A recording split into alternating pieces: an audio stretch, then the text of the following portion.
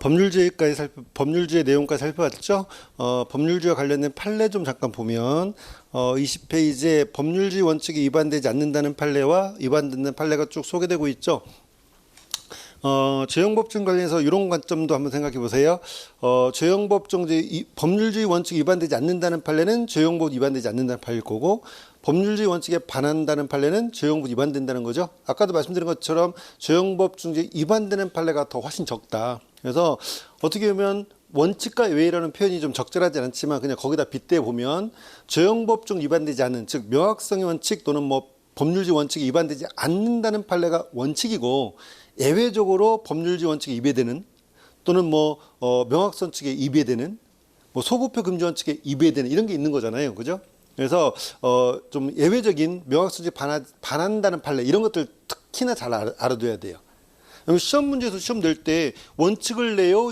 물론 시험에 다 나오긴 하지만 일단 원칙과 예외가 있으면 뭐를 빠뜨리지 않겠어요?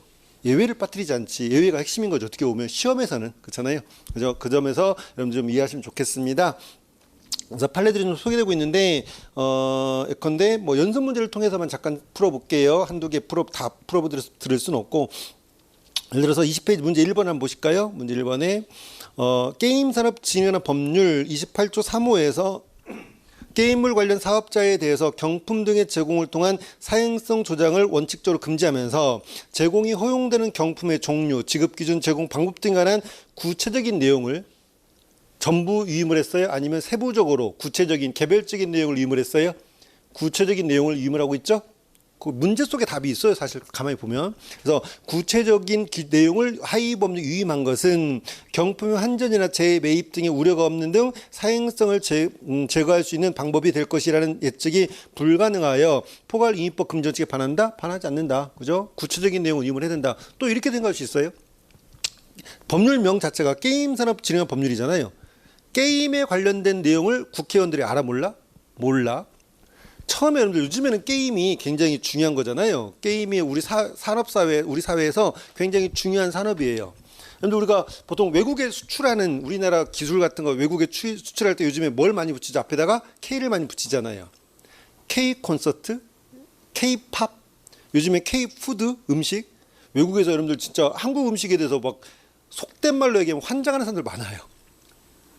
우리나라 음식에 대해서 굉장히, 그렇죠? 근데 사실 여러분들 우리가 보면 외국에 우리 K를 붙여가지고 수출할 때 뭐 콘서트 가서 우리나라 가수나 이런 사람들 가서 공연하고 막 이런 것들도 이게 수출이잖아, 어떻게 보면.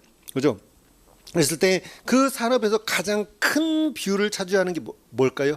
K를 붙여 나가는 거. K 게임 산업이에요. K 게임이야.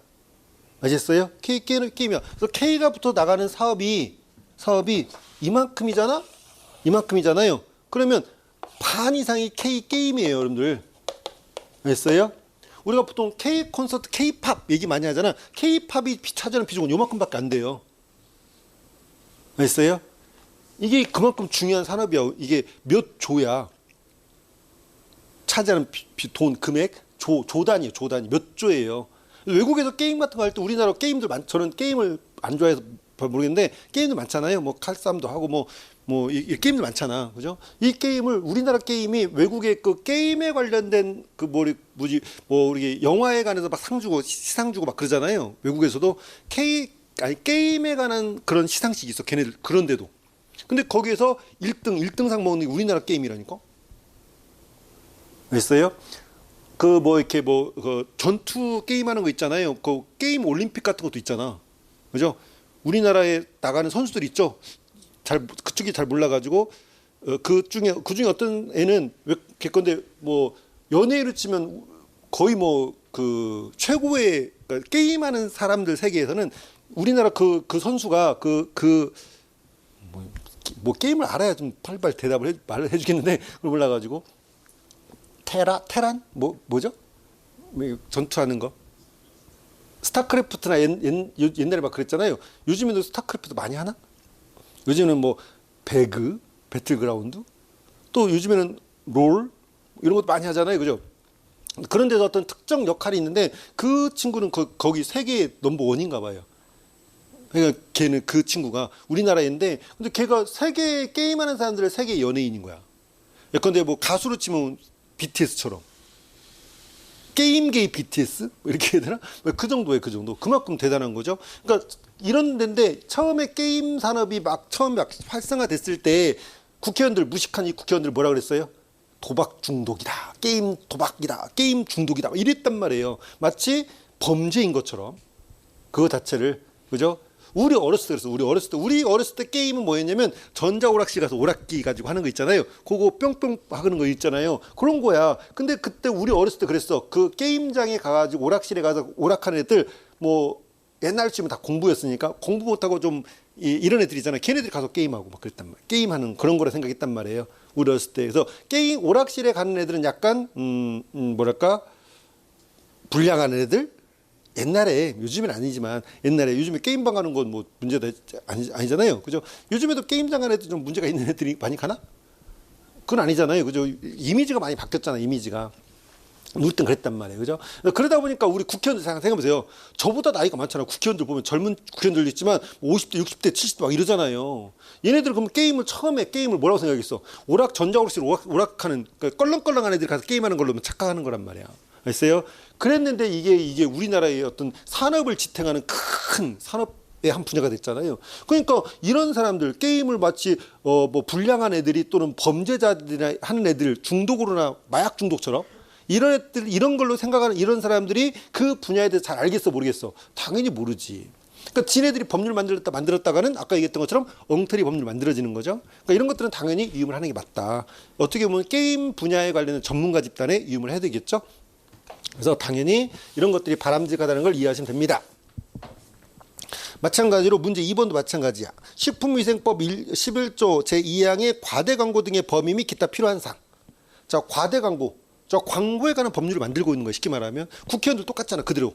광고 분야도 전문가들이잖아요. 그죠? 그렇잖아요. 그러니까 그 사람들이 어떻게 만드는지 모르니까 니네들이 좀 만들어라. 하위법 위임을 하는 거야. 따라서 이런 것들이 위임법에 반하지는 않겠죠? 그런 분야를 위임하는 건. 그래서 이런 필요한 사항을 보건복지부령에 위임하고 있는 것은 과대 광고 등으로 인한 형사처벌에 관한 내용을 법률이 아닌 시행령이 규정하고 있다고 판단되므로 위임법 한계를 벗어난 것으로 죄형물이 반한다, 반하지 않는다. 근데 광고, 식품위생법상 광고구나. 그러다 보니까 보건복지부가 담당하고 있는 게 맞겠네요. 넘어가시고 등등. 다음 페이지에서 2번 문제 하나 볼까요? 2번 문제. 문제만 풀어볼게요. 2번 문제 보시면은 공공기관의 운영하는 법률 53조가 공기업의 임직원으로서 공무원이 아닌 사람은 형법 129조가 뇌물죄예요. 뇌물죄. 129조에 적용해서는 이를 공무원으로 본다. 그러면 1번 들어왔죠. 뇌물죄는 수뢰죄는 누가 저질러? 공무원이 저지르죠. 근데 공기업의 임직원들은 뭘로? 돈 받는 것은 뇌물죄로 처벌하기 위해서 특별법에 많이 규정하고 있죠. 공무원을 의지해가지고 공기업의 임직원들은 공무원처럼 취급해. 그래가지고 돈 받으면 뇌물죄로 가중 처벌해버리는 거야. 무겁게 처벌해버리는 거죠. 원래 사인 간에 뇌물 받는 건 범죄가 아니잖아요. 공무원이 뇌물 받는 게 범죄지. 특별한 사정이 없는 한. 물론 배임세죄 이런 것도 있긴 하지만 기본적으로 범죄가 안 되는 건데 이런 사람들 돈 받으면 처벌하기 위해서 공무원을 의지하는 것들이 있단 말이에요. 그럼 이제 일단 공기업의 임직원이 뇌물 받으면 처벌하겠다. 근데 그럼 공기업 어디까지가 공기업이냐? 어디까지가 공기업이냐? 이걸 국회의원들이 잘 모른다 이 말이야. 어느 정도까지 국가기관, 공공의 국가기관이 관여를 하고 있을 때 공기업으로 정할 것인가 이런 것들은 뭐 전문가 집단이 위임을 한다 이거죠. 그래서 이것이 위임되는 것이 조형법에 반하는 건 아니다. 다 똑같은 법리예요. 이해됐어요? 그래서 이렇게 교정에 이를 공무원을 본다고 규정할 뿐 구체적인 공기업의 지정에 관해서는 하위 규범인 기획재정부 장관의 기재부죠. 기재부 기획재정부 장관의 고시에 의하도록 규정한 것은 위임법의 한계를 일탈한 것으로서 조형 반한다, 반하지 않는다. 기획재정부 장관의 고시가 바로 장관령. 있어요? 장관령. 위임을 하는 거다. 넘어가세요. 다음 페이지 문제 1번 또 하나 볼까요? 문제 1번에 어선법 시행 규칙에서 어선 검사 증서에 기재할 사항. 자, 어선법. 어선에 관련된 법률인 거지. 어선 관련해서. 근데 거기에 어선 검사 증서에 뭘 기재할 사항, 뭘 기재해야 되는지 국회의원들이 아까 어선은 구경도 못 해본 어부 출신의 국회의원이라면 또 모를까? 그죠? 그럼 모른단 말이에요. 그러니까 이런 것들 어떻게 하위 법률 위임을 하는 거다. 이해가 됐어요? 다 똑같은 법리죠. 그래서 이런 것들을 구조로 규정하면서 기재할 사항을 총 톤수로 포함시킨 것은 뭐 법의 위임에 따른 것으로 위임법의 한계를 벗어났다 보기 어렵다. 죄형법이 반하지 않는다는 거죠. 그 다음에 법률주의 원칙이 위반된다는 판례에서 문제 2번. 2번에 보시면, 올해 1차 시험 문제네요. 근로기준법에서 임금 퇴직금의 청산기일의 연장 합의 한도에 관해서 아무런 제한을 두고 있지 않냐면 들어가고, 자, 근로기준법에서, 모법이죠? 모법에서 어떤 한계를 두고 있지 않잖아. 아무런 제한을 두고 있지 않냐며도 같은 법 시행령이죠. 시행령에서 기일 연장을 3개월 이내로 제한하는 거. 이 말은 뭐예요? 위임을 받았다 안 받았다? 받지 않았다는 거야. 받지 않았는데 네 맘대로 한계를 3월 이내로 정한 거다 이 말이죠. 이게 뭐 자세한 내용은 말 것도 없지만 이런 거예요. 자, 뭐 회사에서 퇴직을 해요. 퇴직할 때 뭐 받아요? 퇴직금 받아야 되잖아. 그렇죠? 일정 기간 근무한 다음에 퇴직금을 받아야 돼. 밀린 임금 내지 퇴직금을 정산해 줘야 됩니다. 안 하면 근로기준법 위반이에요. 근데 회사에서 돈이 없을 수도 있잖아. 그렇잖아요. 회사가 좀 어려워. 회사 형편이 좀 어려워가지고 당장 퇴직하는데 이 사람한테 퇴직금을 줘야 되는데 얼마? 줄 수가 없어. 돈이 없어가지고 지금. 됐어요? 어떻게? 당장 안 주면 무조건 처벌래? 아니야. 법에 뭐라고 돼 있냐면 당사자끼리 합의할 수 있다 이거야. 저 회사하고 퇴직하는 직원하고 야 내가 지금 형편이 어려우니까 내가 이거 약속할 수 있잖아요. 내가 6개월 이내에 줄게. 그럴 수도 있잖아. 만약에 당사자가 안 받아주면 이제 협상이 깨지겠지만 당사자가 그래도 내가 여기서 몇 년 동안 일했으니까 회사 형편을 잘 알아. 그러니까 좀 봐줄 수 있잖아요. 그죠? 그래서 3개월 뒤에 받을 수도 있고 6개월 뒤에 받을 수도 있고 그렇잖아요. 자, 이런 식으로 당사자가 합의를 해가지고 지급 기일을 좀 늦춰줄 수 있는데 그렇게 돼 있다고만 돼 있어. 합의하에서 퇴직금 지급하는 것을 좀 늦출 수 있다고 돼 있어. 근데 하위 법령에서 그래 당사자가 모법에 의해서 자 모법이 지급 기일을 늦출 수 있다고 정해놨어. 그 대신에 기한의 제한은 없는 거야. 그냥 합의해라. 니네들이 합의해서 해라. 그 말이야. 그리고 그 대신에 이제 세부적인 다른 내용들은 하위 법령에 정해라. 이래야겠어. 하위 법령이 다른 내용을 세부적으로 내용을 정하는 건 상관없는데 문제는 합의를 할 때 3개월 이내로 합의하라는 거야 지금. 알겠어요? 하위 법령에서 3개월 이내로만 합의해야지 6개월로 만약에 합의를 해. 6개월 뒤에 주는 걸로 합의를 했어. 그럼 뭐야? 근로기준 위반이다 이 말이야. 너 형사처벌돼? 이렇게 얘기하고 있는 거야. 자, 모법에서 그 기한의 제한을 뒀다 안 뒀다? 안 뒀다. 합의만 하면 되는 거지. 왜 3개월 이내로만 합의를 해야 되냐? 그건 하위 법령한테 니네 기한을 그렇게 짧게 정하라고 이임을 한 적이 없다 이거지. 근데 니 말대로 왜 3개월 이내로 정했냐 이거지. 아시겠어요? 무슨 말인지? 그래서 이것이 이익법의 한계를 벗어난 것으로서 허용되지 않은 것을 정했기 때문에 법률주의에 반한다. 그래서 죄형법 위반된다는 그런 판례였죠. 그래서 결국 처벌 못하게 되는 겁니다. 그런 내용의 판례였어요. 넘어갈게요. 그 다음에 뭐 이 정도 알면 되겠다라는 거. 나머지 판례들 한번 여러분들 읽어보시고 연습 문제도 풀어보시고. 그 다음에 이제 법률지를 살펴봤고 두 번째로 뭐가 나와요? 명확성 원칙이죠.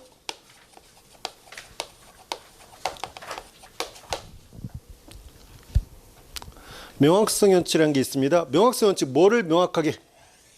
명확성 원칙 아까도 살펴봤지만 죄와 형벌을 명확하게 규정하는 거예요. 죄형 법정주의니까 죄는 뭐예요? 범죄. 그죠? 형벌 사실은 형사 제재인데 보통 이제 아까 얘기했지만 형사 제재는 형벌 및 보완처분인데 보완처분을 우리가 안 다루니까 그냥 형벌이라고 해도 상관없어요. 정확하게는 이제 형사 제재. 그래서 죄를 명확하게 규정하고 형벌을 명확하게 규정하라는 얘기야. 됐어요? 예를 들어서 살인죄를 예를 든다면 죄가 뭐예요? 범죄가? 이게 죄가 바로 뭐냐면 범죄 성립요건을 얘기하는 거예요. 됐어요? 그 다음에 형벌 이걸 말하는 거예요. 그래서 살인죄다 그러면 이게 뭐예요? 사람을 살해한 자. 그래서 이게 범죄 성립요건이야. 살인죄의 성립요건. 구성요건이지, 구성요건. 범죄 성립요건이다. 다시 말하면 성립요건이 주로 이제 구성요건입니다. 구성요건. 범죄를 구성하는 요건이 되는 거죠. 그래서 이게 이제 뭐냐면 구성요건의 명확성 이렇게 얘기하는 거고, 구성요건을 명확하게 규정하는 얘기고, 그 다음에 형벌은 뭐예요? 형벌은 근데 5년 이상 뭐 사형에 처한다 이렇게 돼 있죠. 이렇게 규정하는 얘기야. 절도죄다 그러면 타인의 재물을 절취한 자. 이게 명확하게 절도죄의 구성요건이 나와 있는 거고, 그 다음에 6년 이하 또는 6년의 징역 또는 1,000만 원의 벌금에 처한다. 형벌이죠? 이게 나와 있는 거야. 이런 식으로. 그래서 이거를 뭐라고 하냐면 우리가 형사 제재, 제재의 명확성 이렇게 얘기합니다. 그래서 명확성 원칙은 구성 요건을 명확하게 규정해야 되고 그 다음에 형사 제재, 형벌, 제재도 명확하게 규정해야 된다는 원칙. 이걸 다르게 얘기하면 구성 요건이 뭐냐면 사람을 살해한 자는 처벌한다는 거니까 사람을 살해한 행위를 처벌하겠다는 뜻을 명확하게 하는 뜻이야. 그게 뭐라고 하냐면 가벌성 자체, 그 행위에 대해서 가벌성, 가벌한다, 벌한다는 뜻이죠. 가벌성 자체. 알겠어요? 그러한 행위를 처벌하겠다는 뜻을 명확하게 하는 의미로 가벌성 자체를 명확하게 규정한 얘기고, 그 다음에 여기에 대해서 이거는 뭐예요? 제재 명확성은 그거에 대해서 어떻게 처벌할 거냐, 형벌의 종류죠, 내지 범위죠, 내지는 정도겠죠. 형벌의 종류 내지 범위와 정도, 이거를 명확하게 규정하라는 얘기야. 됐어요? 보세요. 형벌의 종류가 나와 있나요? 절도 살인죄다 그러면 5년 이상의 유기형이죠. 요 사이에는 뭐가 있냐면 무기형이 있고요. 그 다음에 사형이 있죠. 이게 형벌의 종류야. 유기형, 무기형, 사형. 형벌의 종류가 나와 있고 그 범위 내지 정도가 나오죠. 유기형은 5년 이상이잖아요. 5년 이상. 이게 정도죠. 범위야, 범위. 5년 이상이면 얼마를 말하죠? 유기형만 놓고 오면 5년 이상. 유기형의 상한은 얼마예요? 유기형의 상한은 30년이면 30년. 30년 이하란 뜻이야. 됐어요? 이게 뭐예요? 형벌의 범위가 나와 있는 거지. 유기형의 범위. 절도죄다 그러면 6년 이하의 징역이야. 그럼 6년 이하의 징역이면 이번엔 하한이 얼마야? 하한은 1개월, 1개월. 징역형의 하한은 1개월이에요. 그러니까 1개월 이상 6년 이하라는 뜻이죠. 이렇게 범위가 나와 있는 거야. 그죠? 이게 바로 형벌의 종류와 범위 내지 정도가 나와 있는 거예요. 이런 것들이 다 나와야만 해. 가벌성 자체가 나와 있어야 되고 형벌의 종류와 범위까지 나와 있어야 이것이 뭐다? 죄형 법정주의 위반이 아닌 거고. 됐어요? 이것이 하나라도 빠지면 뭐예요? 죄형 위반되는 거야. 됐어요? 뭐 가벌성 자체는 나와도 형벌이 안 나와 있어. 이건 죄형 위반이 되는 거죠. 위반이 되는 거죠. 가벌성 자체가 안 나오면서 이 형벌도 당연히 없겠지. 어떤 행위를 처벌한다고 쓰지 않았으면 형벌이 나올 리도 없잖아. 이런 경우가 있을까요? 어떤 행위를 처벌한다고 써놓지도 않고 형벌만 나와 있어? 말도 안 되잖아. 어떤 행위를 처벌한다고 해놓고 어떻게 처벌할 것인가를 규정하니까 경우의 수는 이렇게밖에 사실 없을 거예요. 그죠? 근데 이런 것들은 허용되지 않는다. 이런 것들은 당연히 허용되지 않는다.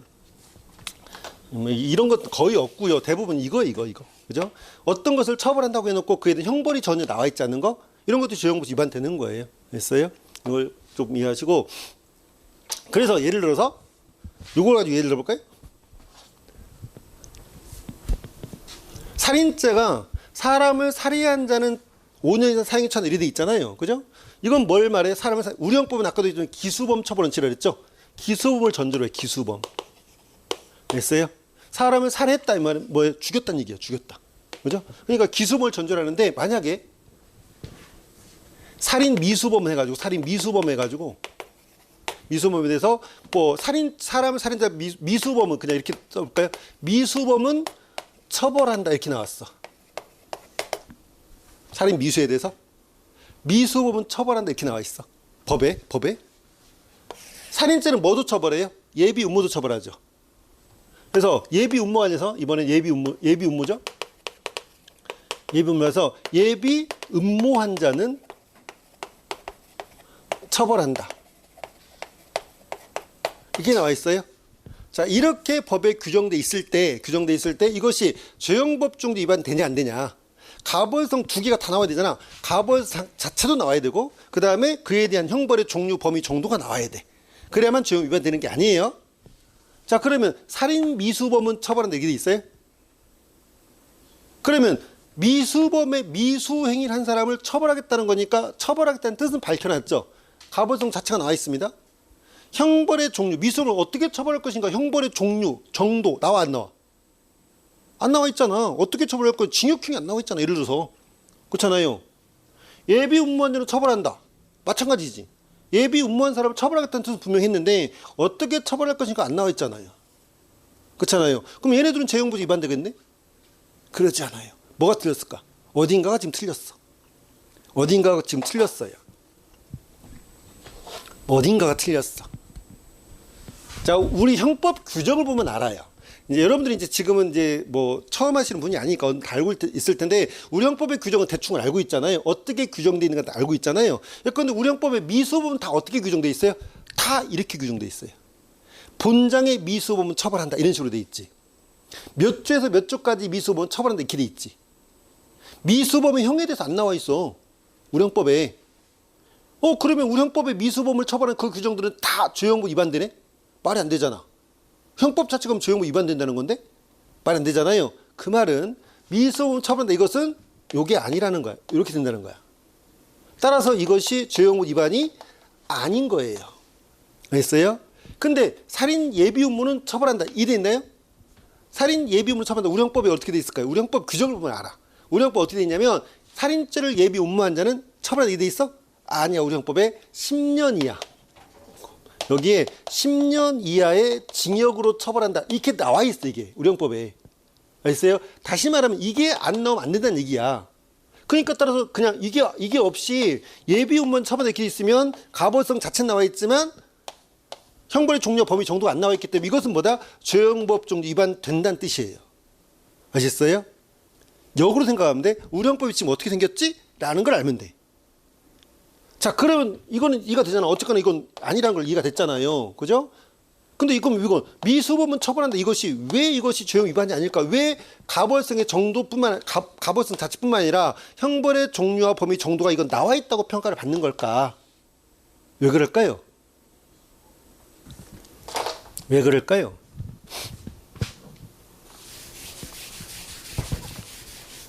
미수범은 처벌한다, 저렇게만 나와 있어도 이게 형벌이 나와 있는 걸로 평가하는 이유는, 자, 살인 기수가 이렇게 있으면 여기에 대해서 살인 미수범이 있을 거 아니에요. 살인 미수범이 있을 거 아니야? 왜? 근데 징역형만 예를 들면, 살인 기수는 징역형만 예를 들면 5년 이상 30년 이하지, 이러잖아요. 그러면 살인 미수는 어떻게 할까? 요 미수의 형태를 보면 돼. 형태. 우리 형법에서 미수 형태는 세 가지가 있습니다. 25조의 장애미수, 일반적인 미수를 말하죠. 죽이려다 칼로 찔렀는데 안 죽으면 상해미수야. 특별한 사정이 없다면. 그런데 우리 형법 26조에는 뭐예요? 중지미수가 있어가지고, 중지미수. 칼로 찔렀는데 얘가 안 죽은 이유가 내가 얘를 살려냈어. 내가 치료해 준 거야. 찔려놓고 미안해. 그럴 리가. 미안했으면 찌르지도 않았어야지. 근데 찔려놓고 보니까 마음이 바뀐 거지. 그래서 얘를 내가 치료해줘가지고 살려내버린 거야. 그러면 그래도 내가 찔르긴 했으니까 나쁜 놈이긴 하지만 그래도 살려냈잖아요. 자의적으로 결과가 발생하지 않게끔 중지 행위를 했다고 하는 거예요. 결과를 방지하기 노력했다는 거지. 거기에 혜택을 주는 거야. 알겠어요? 그러니까 중지미수가 돼가지고 중지미수는 우리 형법에서는 필요적으로 감면해 줍니다. 형을 감경, 필요적은 반드시죠. 그러니까 조문에 뭐라고 써 있는 거야? 형을 감경 또는 면제한다, 이렇게 돼 있는 거지. 필요적이니까. 일반적인 미수는 어떻게 돼요? 형을 임의적으로 감경합니다. 형을 감경해 주는데 임의적이야. 할 수 있다. 그러니까 법조문에 뭐라고 써 있어? 형을 감경할 수 있다, 이렇게 돼 있는 거고. 그 다음에 또 27조에 보면 뭐가 있냐면 불능미수라는 게 있어요. 불능미수. 그래서 불능미수는 미수인데 애초부터 불가능해. 애초부터 못 죽여. 갑이 A를 죽이려 총을 탕 쐈는데 애초부터 A를 못 죽여. 왜? 저기 서 있는 게 A가 아니야. 알겠어요? 저기 서 있는 게 A인 줄 알고 총을 탕 쐈는데 미수범은 고의가 있어, 없어요? 범죄를 저지르겠다는 고의가 있어, 없어? 있어. 미수범은 고의가 있어야 돼요. 고의가 있어야 돼요. 우리 형법은 미수범은 다 고의범이야. 고의는 뭐야? 기수범과 동일합니다. 살인 기수나 살인 미수나 똑같잖아. 죽이려고 하는 거잖아. 죽이려고 찔렀어. 살인 기수는 죽었다고, 살인 미수는 죽이려고 찔렀는데 안 죽었을 뿐이야. 그렇잖아요. 그러니까 고의는 똑같아. 우리 형법상 과실범의 미수는 없어요. 이런 것들은 상식으로서 원리적으로 다 알고 있어야 돼. 그냥 저절로 알아가는 거죠. 점점. 기수도 똑같습니다. 그러니까 불능미수도 저기 서 있는 게 내가 지금 A를 죽이려고 한다 그러면 저기 서 있는 게 뭐라고 생각해야 돼? A라고 생각해야 돼. 그래야 A를 죽이겠다는 고의가 인정되지. 됐어요? 근데 A인 줄 알고 총탕 쐈는데 거기 서 있는 게 A가 아니라 마네킹이었어. 마네킹. A가 자기를 닮은 마네킹을 거기다 세워놨어. 갑이 나를 죽이려는 내가 소문을 들었어. 알겠어요? 그러니까 저 녀석이 언제 내가 창문에 서 있으면 혹시라도 언제든지 총 쏠 수도 있잖아. 그러니까 여기다가 마네킹 하나 딱 세우는 거지. 알겠어요? 그러니까 이제 갑이 그걸 모른 채 저기 서 있는 저 집은 A밖에 안 살아. 뭐 저기 마네킹 창문에 사람 모양이 어른거려. 그러니까 당연히 뭐라고 생각했어요? A라고 생각했겠지? A를 탕 쐈는데 그게 마네킹이었던 거지. 그러니까 이제 뭐예요? 애초부터 결과 봐서 불가능하잖아요. 그러니까 이런 것도 우리가 불능미수라 그래. 불능미수는 또 우리 형법이 형을 어떻게 해야 되면 형을 임의적으로 감면해 줍니다. 이런 거 다 외워야 되죠. 다 아시는 것처럼. 그래서 형을 감경 또는 면제할 수 있다야. 그렇잖아요. 그러면 보세요. 면제는 그냥 면제해버리면 그만이지만 잘 생각해 보시면 여러분 감경을 한번 생각해 보세요. 감경을 해준다 그러면 뭐를 가지고 형을 줄여주는 거잖아. 감경을 하려면 뭐가 하나 있고 이거를 감경해 줄 거 아니에요. 그럼 이게 있을 거 아니야. 이게 있어야 될 거 아니야. 어떤 형을 감경해 줘야 될 거 아니야. 이때 형은 뭐겠어요? 바로 그래 기수범의 형이야. 기수범의 형을 가지고 형을 감경해 주는 거야. 아셨어요? 임의적일 때는 안 해줘도 되고 필요적이면 반드시 해줘도 되고 이런 것뿐이지 어쨌거나 기수범 형이 있는 거지. 기수범 형 어디 있어? 여기 있잖아. 알겠어요? 이걸 가지고 이 미수의 형태가 뭔지를 결정해서 장애미수면 임의적 감경하면 되는 거고 중지미수면 필요적 감경해주면 되는 거고 불능미수도 역시 임의적 감경하면 되는 거고 이렇게 되는 거예요. 아셨어요? 그러니까 형이 나와 안 나와? 이렇게 계산해서 계산하면 나오잖아. 그렇잖아요. 예를 들어서 이 미수범이 장애미수야. 그럼 이걸 가지고 감경해요. 안 해주면 그만이겠지만 해주면 감경해주면 어떻게 되겠어요? 임의적 감경하면 반으로 뚝뚝 잘라. 알겠어요? 상한한 반으로 뚝 자르는 거야. 그래서 2년 6개월 이상 15년 이하. 미수범형이 나와 안 나와? 나오잖아. 미수범형이 나오잖아 이렇게. 알겠어요? 그러니까 뭐다? 주형 위반이 아닌 거야. 미수범을 처음에 이렇게 해놔도 하지만 예비음으로 처음에 이렇게 해놓으면 왜 이게 독자적인 10년의 징이 따로 규정돼 있다고 하잖아요. 왜 그러냐면 27조 다음에 우리 형법에 28조에 28조 28조가 예비음모 28 총칙상 예비음모 해가지고 총칙상 예비음모는 뭐야? 특별한 규정이 없는 한 벌하지 아니한 이렇게 돼 있어. 그냥 특별한 규정이 없는 한 특별한 규정이 없는 한 벌하지 아니한 이렇게 돼 있어요. 그러니까 벌하고 싶으면 특별한 규정을 둬야 되는 거야. 뭐에 대해서? 죄와 형에 대해서. 됐어요? 이해되죠? 이거 가지고 형을 임의적 감경 뭐 이런 게 없잖아. 따라서 예비음모에 대해서 기수범의 형을 가지고 감경할 방법이 없는 거야. 어떻게 감경할지 나와 있지 않잖아. 아셨어요? 그러니까 예비음모를 처벌하려면 독자적인 형을 둬야만 하는 거예요. 그래서 살인 예비음모는 10년의 징역에 처한다 이렇게 돼 있고, 예컨대 잘 알고 있는 강도 예비음모 뭐예요? 7년 이하의 징역에 처한다. 이렇게 다 형이 나와 있는 거야. 예비음모 형에 대해서. 됐어요? 이게 됐죠? 잘 알고 계셔야 돼요. 이거 중요한 판례 얘기를 한 거예요. 이같이 죄형법정지는 바로 그거다. 명확성 원칙에서는 가벌성 자체도 나와야 되고 형벌의 종류와 범위까지 다 나와야 된다. 그게 안 나오면 죄형법지 반하는 거예요. 이 점을 잊지 마셔라.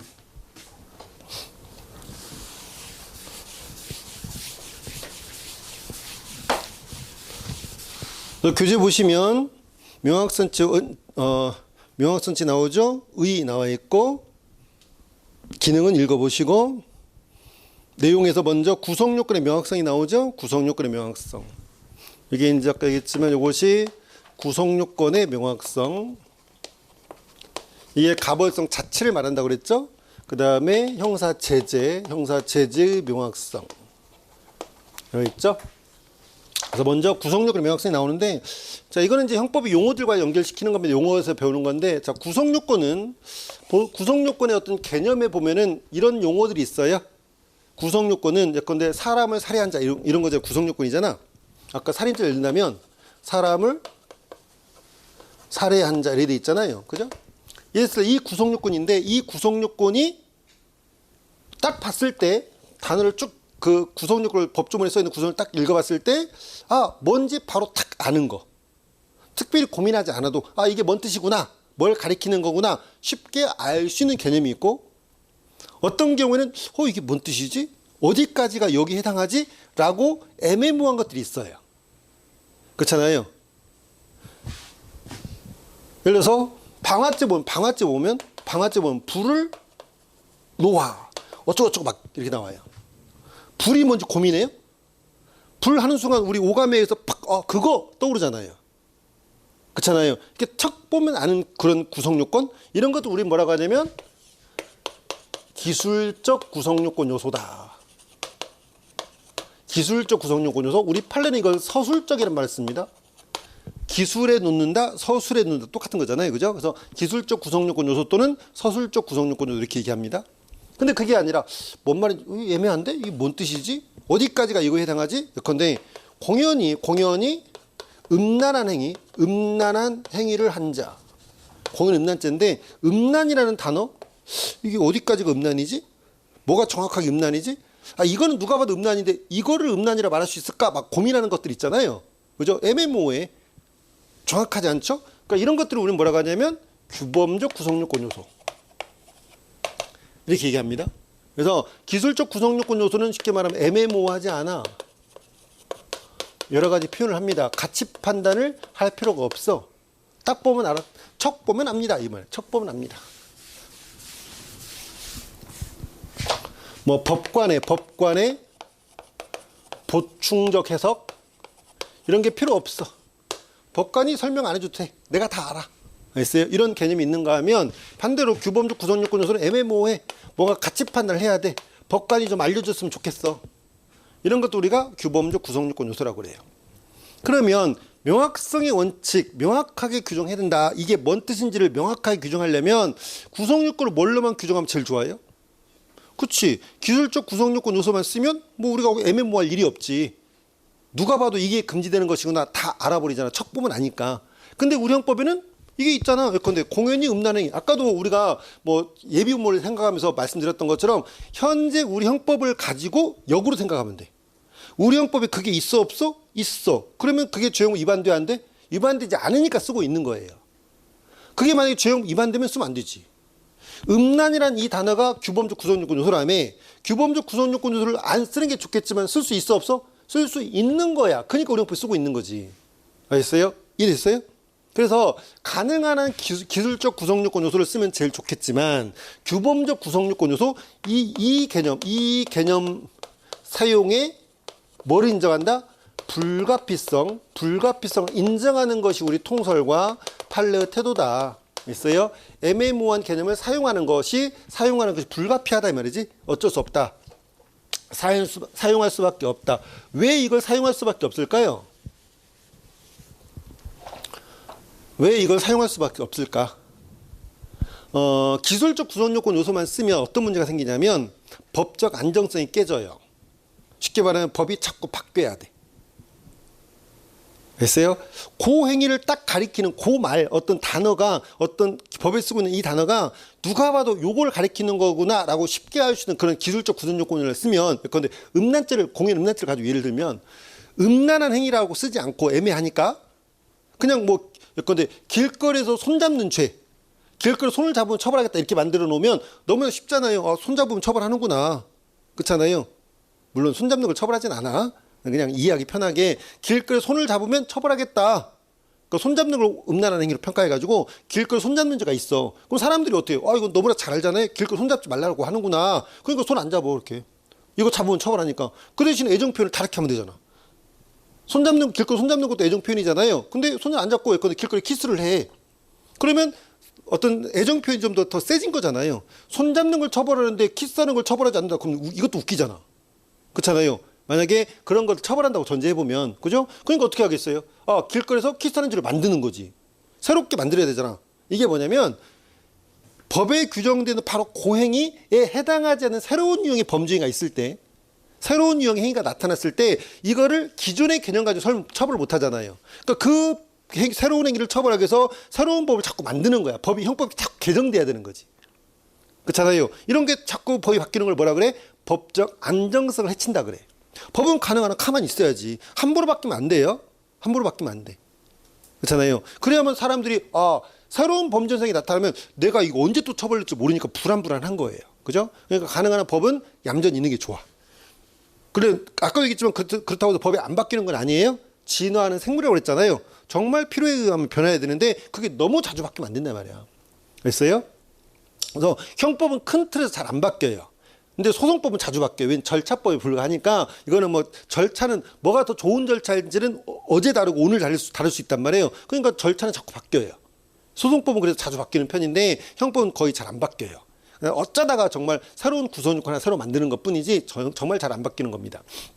그래서 저는 개인적으로 형법 선택하기를 강의할 때 처음 강의 시작할 때 형법부터 강의를 시작했는데 이걸 굉장히 좋아했어요. 형법 잘 안 바뀌잖아. 소송법 강의할 때는 나중에 이제 소송법 강의하게 되는데 소송법 강의할 때는 짜증이 많이 났어요. 왜 자꾸 법이 바뀌는 거야 해가지고. 어쨌거나 이게 법이 자꾸 바뀌면 안 된다. 그래서 법적 안정성 측면에서도 법은 자주 바뀌면 안 되는 거예요.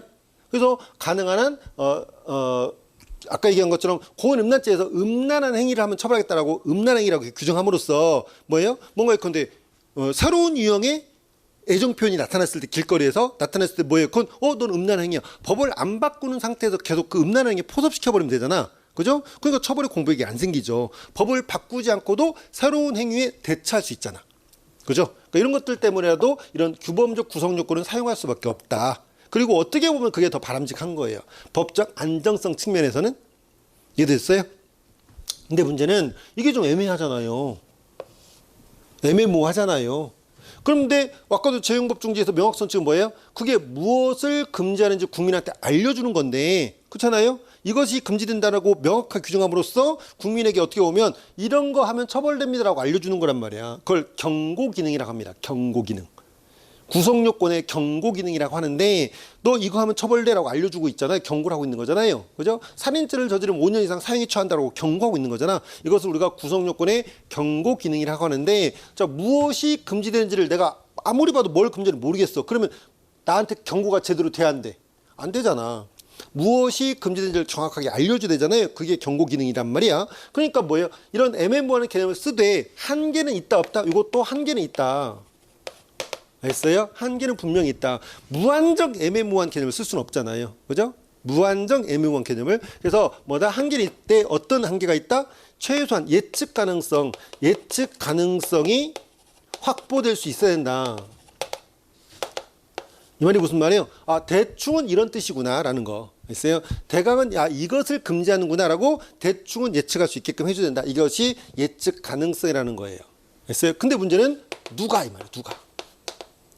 누가 그걸 예측할 수 있어야 되느냐 이 말이에요. 행위자는 피고인을 말하는 거지. 피고인이 예측할 수 있어야 돼? 그럼 피고인이 뭐라고 그러겠어? 나는 몰랐다. 예측할 수 없다. 그래 보면 명확성칙이 반하는 거야 그건. 그럼 처벌 못하잖아. 그러니까 이거 얘한테는 기준을 판단할 수가 없어요.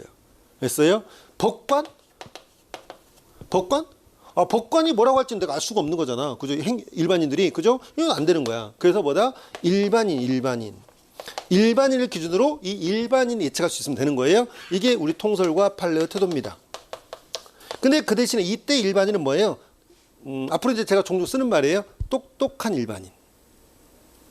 표현이. 그러니까 어느 정도는 법적 판단 능력, 통상적인 판단 능력이 있는 그런 일반인. 그래서 그걸 그냥 간단하게 똑똑한 일반인이라고 할게요. 그죠? 법적 문외한이 아니고 똑똑한 일반인. 그러니까 법적 상식이 있는 최소한의 말도 안 되게 우기는 사람도 꼭 있잖아요. 약간만 생각해보면 이거 이런 뜻이라는 걸 대충 알 수 있는데 나는 무조건 몰랐다 이래버리면 곤란하잖아. 그죠? 그래서 법적 판단 능력, 통상적인 판단 능력이 있는 일반인, 줄여서 똑똑한 일반인이 예측할 수 있으면 뭐다? 명확성이 반하지 않는다. 근데 이 사람조차 예측할 수 없다면 그 명확성이 반하는 거죠. 이해되죠? 여기까지 기억하시기 바랍니다. 그래서 구성요건의 명확성에서 보시면은 명확성의 정도가 나오죠. 명백하게 확장할 수 없는 개념 상황에서 사물의 변별 능력을 갖춘 일반인 내지 통상의 판단 능력을 가진 일반인. 이게 누구? 똑똑한 일반인. 지금 23페이지 보고 있어요. 이 사람이 예측할 수 있으면 된다. 그 밑에 판례도 나와 있잖아. 처벌법규의 입법 목적이나 전체적 내용, 구조 등을 살펴봐 사물의 변별 능력을 갖춘 일반인. 사물의 변별 능력을 갖춘 일반인. 똑똑한 일반인. 의 이유와 판단으로서 그 개념을 예측할 수 있다면 그것이 명확성칙에 반하는 것이 아니다. 이런 내용이죠. 넘어갈게요. 다음 페이지 입법 기술 사항의 한계. 이게 바로 뭐예요? 한계가 있다. 그죠? 그러니까 규범적 구성 요건 요소를 사용할 수밖에 없다라는 얘기를 하고 있네요. 그래서 마지막 줄에 작은 글씨로 특히 규범적 구성 요건 요소. 그 밑에 판례도 보세요. 그 밑에 판례 보시면 고딕처럼 된 부분. 처벌법규의 구성 요건이 명확해야 한다고 해서 모든 구성 요건을 단순한 서술적 개념으로 규정해야 되는 건 아니고 그게 뭐래요? 서술적 개념. 이게 바로 이거야. 서술적 구성 요건 요소. 이것만 가지고 구성요건을 기술할 필요는 없다. 그럴 필요는 없고 다소 광범위하여 법관의 보충적 해석을 필요하는 개념 꺽쇠. 다소부터 다소 광범위하여 법관의 보충적 해석을 필요하는 개념까지. 그게 뭐예요? 그게 바로 규범적 구성요건 요소야. 알겠어요? 이런 개념을 사용해도 괜찮다 이 말이야. 알겠어요? 그래서 다소 광범위하여 법관의 보충적 해석을 필요하는 개념을 사용하였다 하더라도 누구? 통상 해석 방법에서 건전한 상식과 통상적인 법 감정을 가진 사람. 그게 누구예요? 이 사람. 똑똑한 일반인. 그죠? 똑똑한 일반인이 그 개념을 어느 정도 예측할 수 있다면 그것이 명확성칙에 반하지 않는다. 이 얘기를 하고 있는 거예요. 그래서 이런 통상적인 건전한 상식과 통상적인 법 감정을 가진 사람이면 당해 처벌법규의 보호법익과 금지된 행위 및 처벌의 종류 정도를 알 수 있도록 규정하여 있다면 헌법이 요구하는 처벌법규의 명확성칙에 반하는 것이 아니다. 이해됐죠? 지금까지 얘기한 거. 한편 그 밑에 판례에서도 고딕처로 명확성칙이란 기본적으로 최대한이 아닌 최소한 동그라미. 자, 어감사 한번 느껴보세요. 최대한 명확하게 규정해야지. 최소한 명확하게 규정해야지. 뭐가 더 좋은 말 같아? 최대한처럼 들리잖아요. 최대한 명확하게 규정하는 게 좋잖아. 근데 우리 법은 최선을 요구합니다. 최대한을 요구하지 않아요? 이거 가지고 얘기해 볼까요? 여러분들, 우리는 규범적 구성요건 요소를 허용하죠. 규범적 구성요건 요소는 뭘 할 수 있어? 법관이 보충적 해석을 할 수 있어. 그렇잖아요. 보세요. 컵에다가 물을 따라주는 걸 우리가 예를 들어볼게요. 컵이 이렇게 있으면 꽉 채우는 거, 물을 다 따라놓는 거, 이게 최대한이죠. 그렇잖아요. 물을 다 따라 놓으면 물을 보충할 수 있어 없어? 못하지. 보충해버리면 넘치잖아. 그렇잖아요. 무슨 말 있어요? 법관의 보충을 어떤 개념 해석할 때 법관의 보충을 물을 따라주는 거, 추가하는 걸 생각해 보세요. 최대한 규정해 놓으면 보충할 수 없어요. 보충하면 안 돼. 그렇잖아요. 그런데 우리는 최소한 여기가 이것만을 규정하고 있기 때문에 뭐예요? 법관의 보충. 법관의 보충적 해석. 이게 허용되는 거야. 물을 나머지 네가 채우라 이 말이야. 알겠어요? 이해가 되죠? 그래서 이런 것을 이 그림을 통해서 이해를 해보세요. 그러니까 최소한 이 정도는 명확하게 이 정도만 명확히 규정해 놓으면 뭐예요? 나머지는 법관이 보충한다. 그런 식으로 생각하시면 돼요. 그렇기 때문에 최대한이 아닌 최소한의 명확성을 요구하는 것이로서 그 문헌이 법관의 보충적인 가치 판단을 통해서 이거 법관이 보충한다는 뜻이에요. 법관의 보충적인 가치 판단을 통해서 그 의미를 확인할 수 있고 그런 보충적 해석이 해석자의 개인적 취향에 따라 좌우될 가능성이 없다면 명확성칙에 반한다고 볼 수는 없다. 이것도 좀 잘 봐두시고 그 옆에 연습 문제 종종 나오죠. 예컨대 그 옆에 문제 2번에서 법규의 문은 어느 정도 가치 개념을 포함할 수밖에 없지만 가급적 일반적 규범적 개념을 사용하지 않는 것이 바람직하다는 의미에서 명확성칙이란 기본적으로 최대한의 명확성을 요구하는 것을 볼 수 있다? 아니죠. 최소한의 명확성을 요구한다. 이런 것이 시험에 나오는 겁니다. 명확성의 원칙의 적용 범위는 모든 구성력을 모든 형법 규정에서 명확성의 원칙은 적용됩니다.